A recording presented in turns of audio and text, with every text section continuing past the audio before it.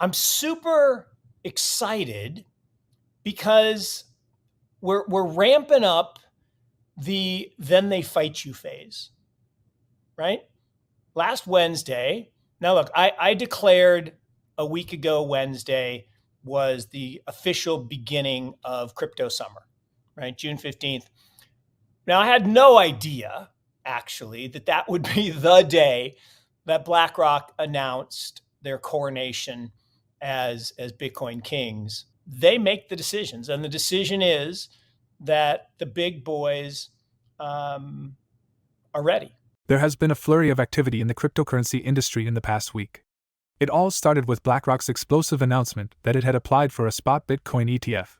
BlackRock's strong track record of obtaining ETF approvals from the SEC gives hope that this application will succeed.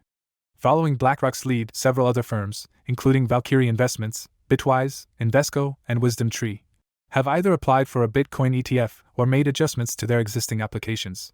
In addition to the ETF frenzy, there have been other notable developments in the cryptocurrency space. EDX Markets, a digital asset market backed by Fidelity Digital Assets, Charles Schwab, and Citadel Securities, launched recently, aiming to bring transparency, fairness, and safety to the crypto industry. Furthermore, Deutsche Bank, a banking giant, announced its application for regulatory permission to operate as a crypto custodian in Germany.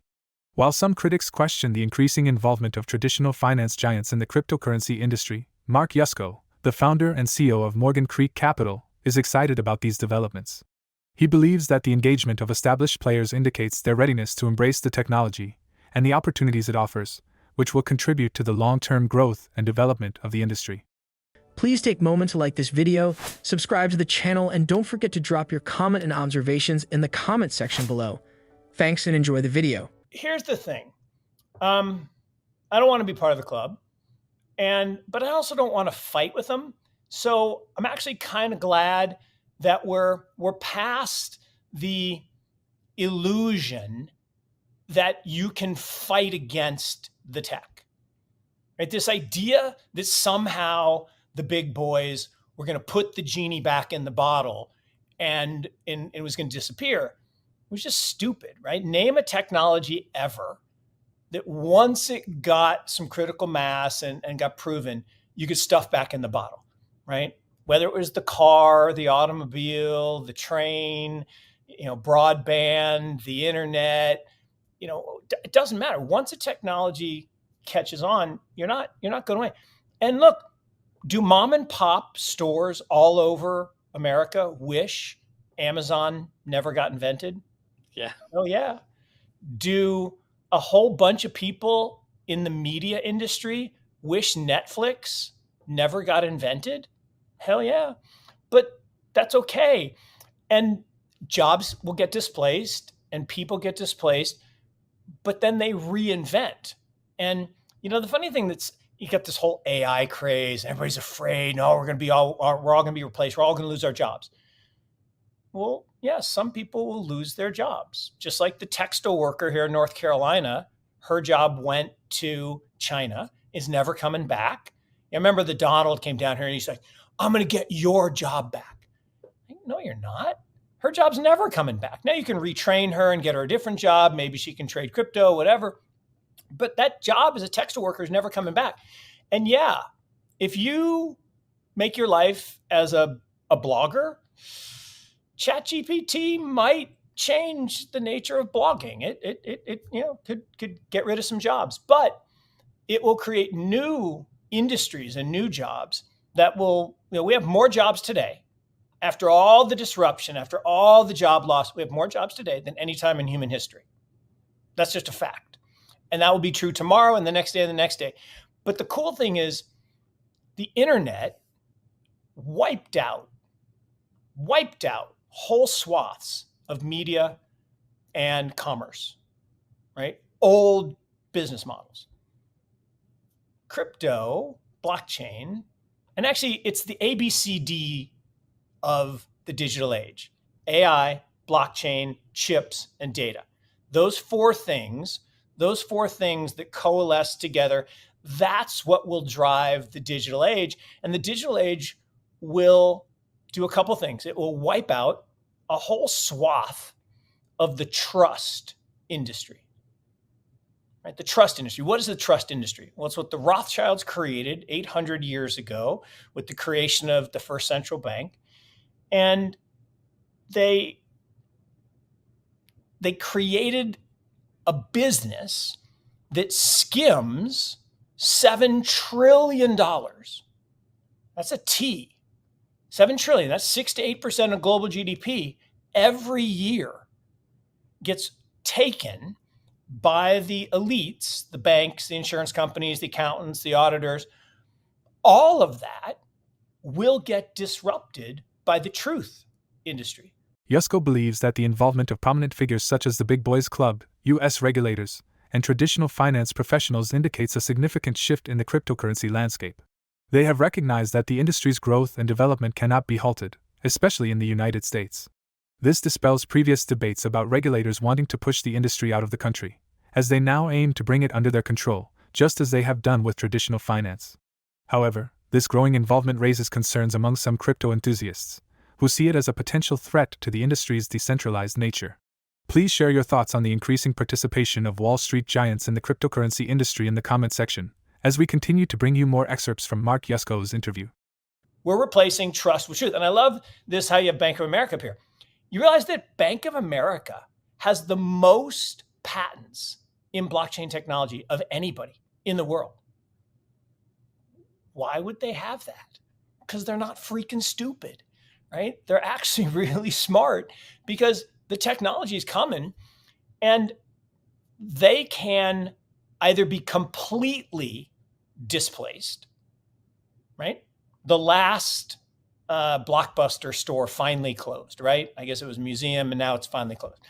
That went away when streaming came and we don't need to go get a little video disc to plug in our, VCR. The same thing's gonna, look, I have a 6-month-old granddaughter. She will never have one of these, ever. She will never have a leather wallet, ever. She will never use paper money. She won't even know what paper money is. Nope.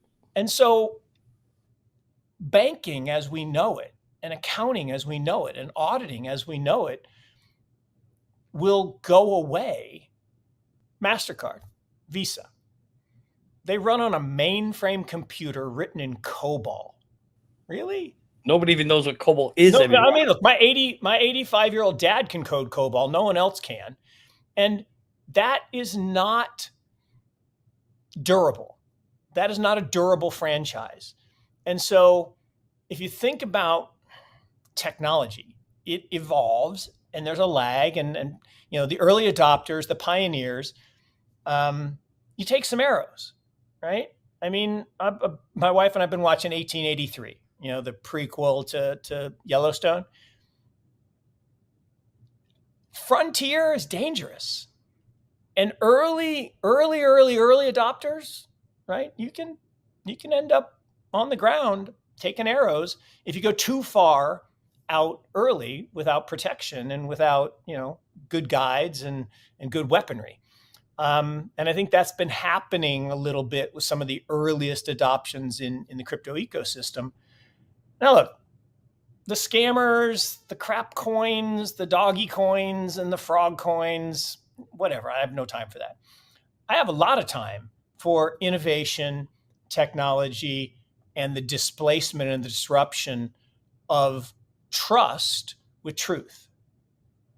I like truth. I don't like the fact that there's a whole system run by WEF et al. That can abuse my trust, right? They can seize my assets because I already forfeited them. I put my assets in the bank. They're no longer mine. They're the bank's. Now I can get to them most of the time, but if they wanted to, they could stop me from getting them. And I don't want that. I want at least a portion for now, and eventually all, but for now, a portion of my wealth I want outside that system. And, to me, you start with Bitcoin and then you can drop to Ethereum and then you can go down, and, the Army, XRP and Ripple, there's a role. And the tech itself. Oh, is Mark coming around? Sorry. Come on. I'm saying there's a role. Tech is an interesting thing. You need adoption and you need you need the right infrastructure to adopt at the right time. There's a difference between being early and being wrong. I mean, there's no difference between being early and being wrong. And I think so far it's been a little early. And look, I don't agree with the way the foundation was set up originally. It was too concentrated and all that. It's being fixed. It's being addressed. It's making progress. But I do think that there's some good, solid tech. I think there's some good, solid leadership. Can leadership be better? Always. In the meantime, the French market regulator AMF has granted a crypto custody registration to the Asset Servicing Division of Crédit Agricole, the French banking giant, and Santander.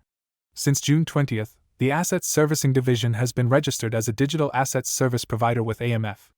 This development signifies that the crypto wave is now spreading globally, signaling the beginning of a new era for the industry.